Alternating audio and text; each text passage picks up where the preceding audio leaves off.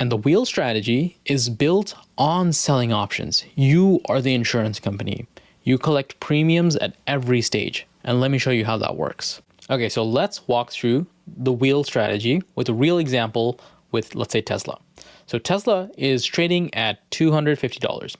And let's say you really like the stock, but you're not paying $250 for it. You'd rather get it at, let's say, $230.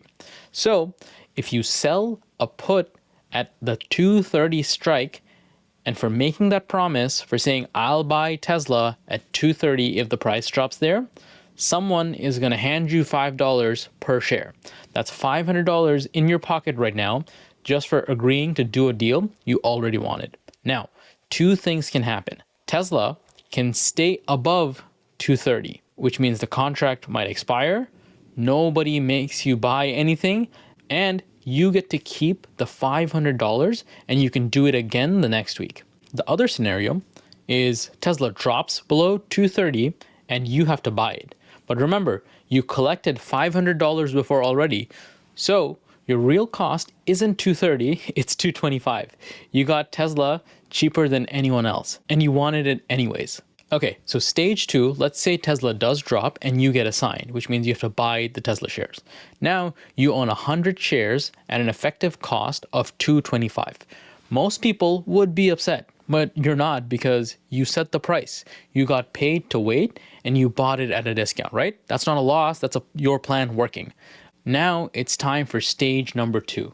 Okay, now that we own the shares and they're sitting in our account, what we're gonna do is we're gonna sell a covered call, which means we will pick a 260 strike price. That means someone is gonna pay us another $5 per share, which is another $500 for the right to buy your Tesla shares for 260. If Tesla stays below 260, that contract expires, you keep the shares and you keep the $500.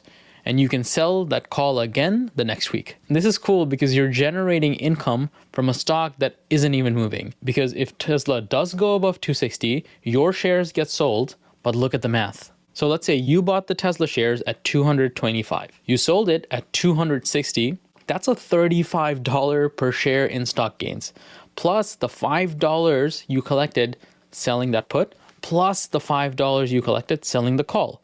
That's $45 per share in total profit on 100 shares. That's $4,500. And here's the best part. Once your shares get called away, you go right back to stage one.